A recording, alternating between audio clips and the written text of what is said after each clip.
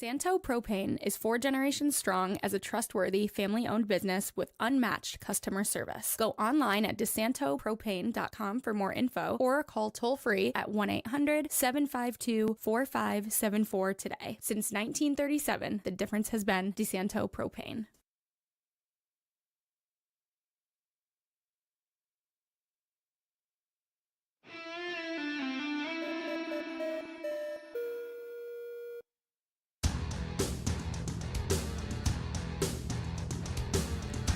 Good afternoon. Welcome back to Against the Boards. I'm your host, Chamberlain Bauder, here for another week as we talk lacrosse and hockey in upstate and western New York. Big thanks to my producer, Paul Russo, for getting us up and rolling.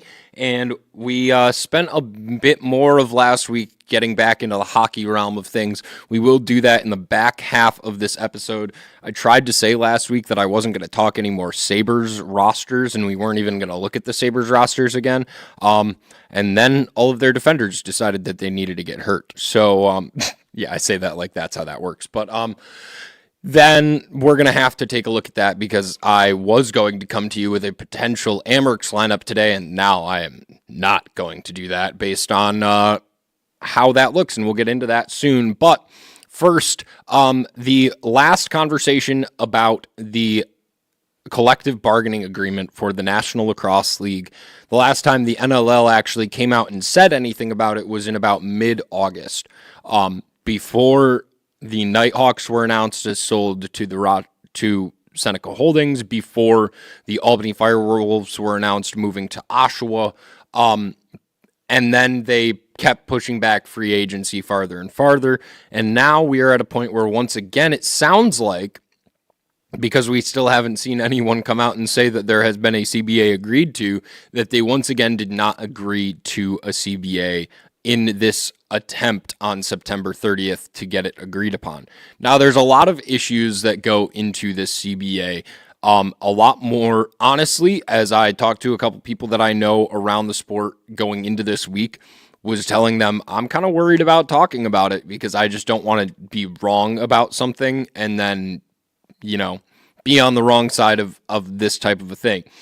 But this is the honest takeaways for me quickly to give you some spark notes, I guess, for it as we get into a little bit more discussion with who spoke on a podcast earlier this week and what other information we now have. But ultimately, CBA needs to get signed, and the owners ultimately are all usually taking losses every year because of the way that money is made in the NLL. And meanwhile, the players get paid a part-time salary essentially to play in the league because they only play 18 regular season games. They have usually one practice a week and one game a week, and they play like part-time players.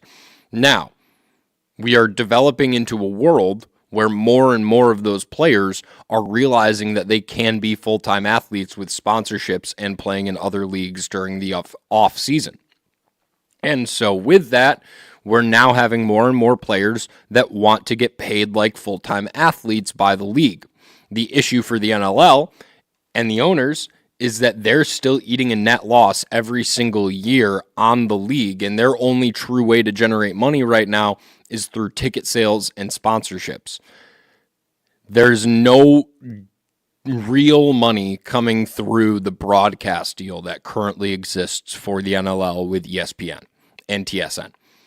And so with that, that's the area that owners want to be able to get more money from, but the problem is the revenue isn't there to generate that larger contract from an ESPN or from another marketing or TV agency.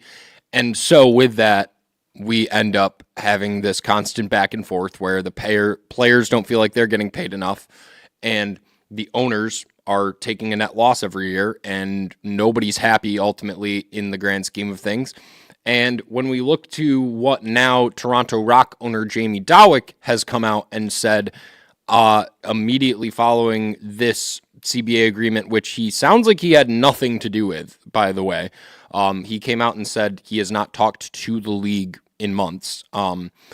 And ultimately, as we take a look to the first quote that we want to shout out from Adam Levy, good old reliable friend of the show. You'll know within a week or two, in my opinion, Dawick, whether or not we're going to have a season. And the comments got into whether or not Dawick was actually panicked when he was talking about that, but ultimately definitely aggressive and hot would be the word that I would use to describe how he was responding. But interesting to know that, in 2 weeks we could find out that there might not be an NLL season because there's not a CBA that gets agreed to. But I think we should preface all of this with Jamie Dawick's current situation, which, another quote from him quickly, and then we'll get into the quote itself. I'm not happy with the league personally for many reasons. You want to know those many reasons? Let's run through them real quick. First of all, he's been dealing with not actually playing in Toronto for the last 4 years and having issues actually getting an arena that is his, that he can generate serious ticket sales in. So that basis of funding has not been what it should be for the Toronto Rock for the past about 5 years since COVID. 2, they just moved a team directly into his market and took away ticket sales in direct competition with him. And 3, ultimately, he's one of the longest running owners in the league. And at the end of the day, both in combination of him deciding to, but also you'd think that the guy who owns the Toronto Rock would be a pretty usual involved guy with the league office in how these things go, and he's not. That just seems interesting. So he definitely feels like he's been slighted by the league, it sounds like, from listening to him talk on this. So with that, I think we have to take what he says with a very, very large grain of salt. Because at the end of the day, he is a frustrated owner who's spending more money than he thinks that he should be on his team, and he's not getting enough of a return on it, and he's frustrated by that. And then he's getting more frustrated by players wanting more money when at the end of the day, the product doesn't exist if they don't play. If they don't show up, it doesn't happen. I get that we need owners and they need to generate the funds for the league to exist. We definitely need both.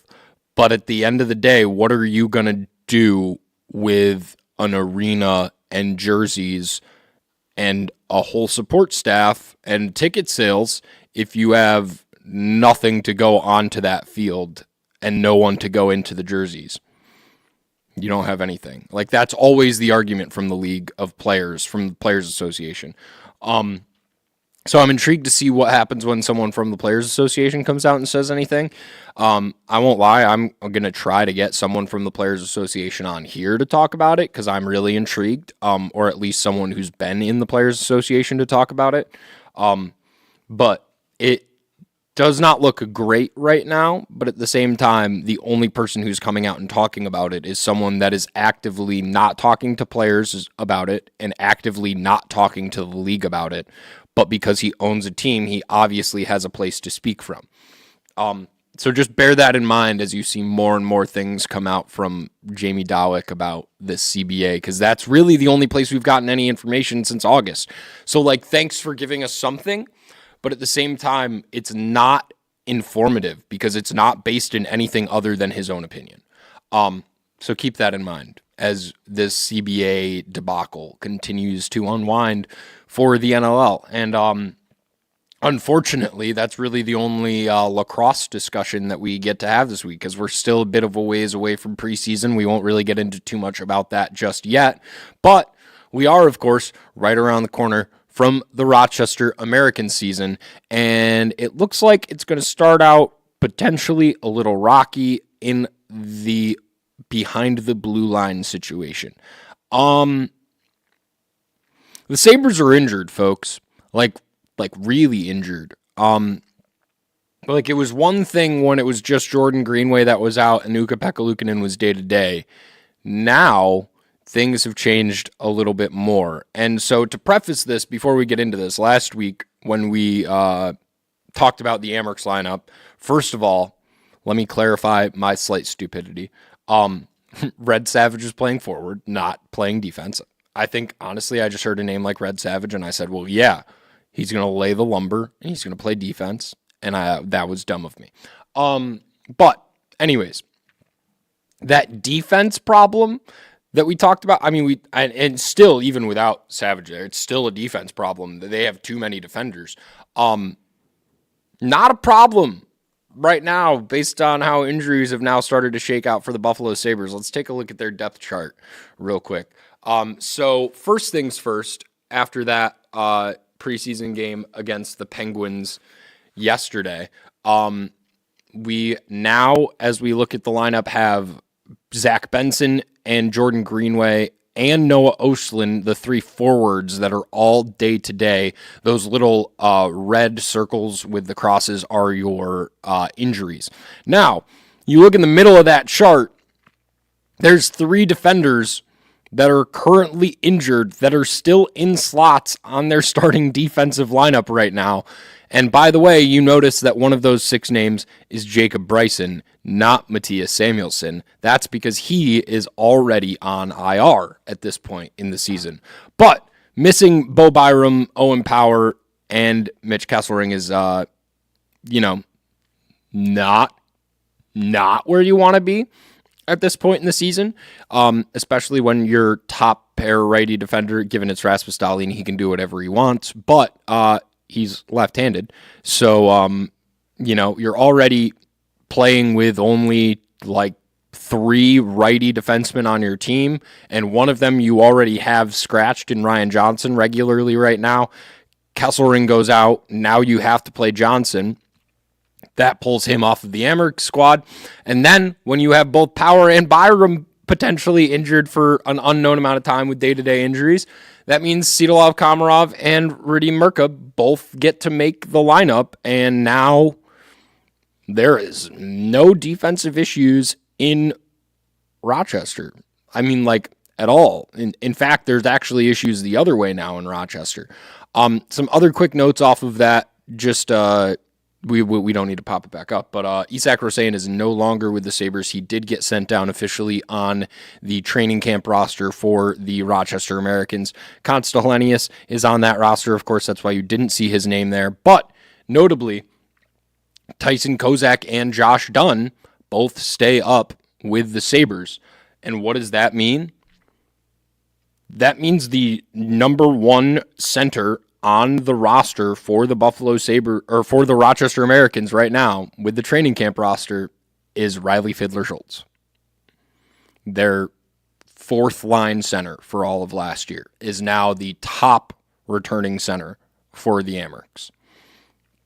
Now, are they going to keep Noah Oshlin up there after he gets healthy and there's a chance that he's just going to be a healthy scratch? That would be stupid, so I hope not. Are they going to keep Josh Dunn and Tyson Kozak up there? I doubt that they would keep both of them up there. That would be absurd, unnecessary. So I guess we'll see, right? But yeah, it is looking a little bit more chaotic for the Amerks right now, to say the least, as they will now be preparing for a season that starts next week on Friday as they open their season against Toronto, where the Marlies ultimately at home, big home stretch, or in the home realms of things for that first month of October, 3 home games. But no, I don't know when.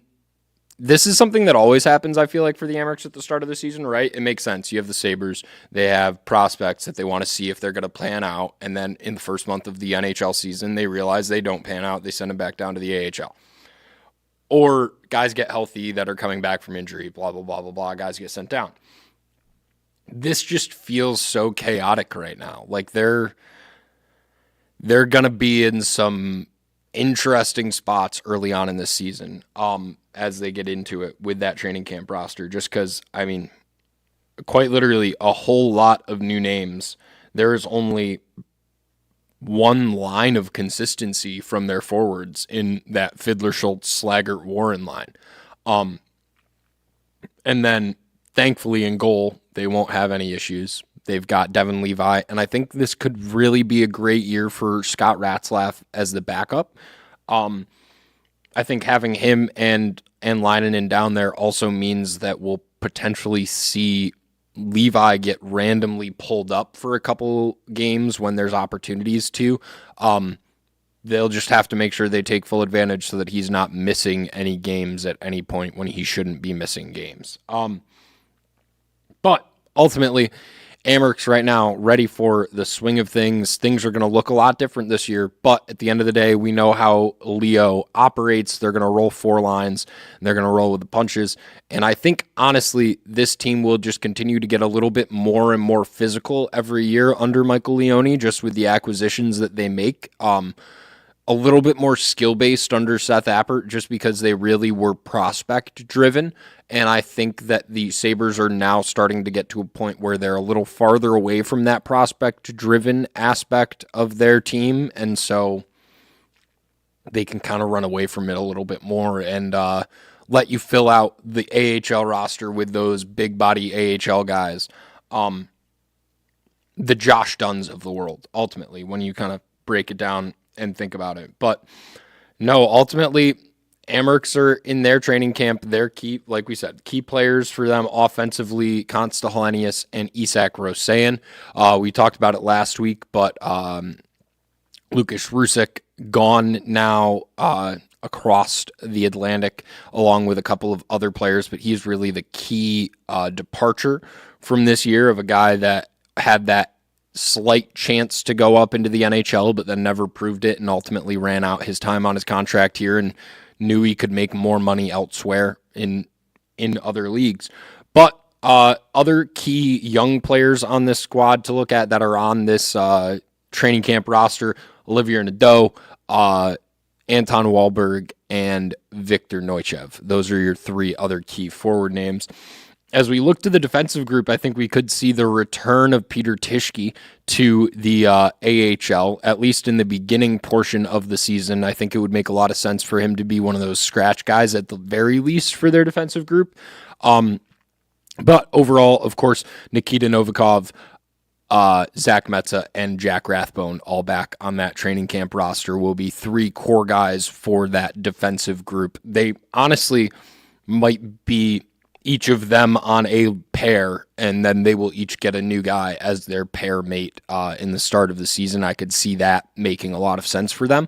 I could also see a scenario where Metza pairs up with Novikov or Rathbone pairs up with Novikov, and they have one really nasty top pair of defenders.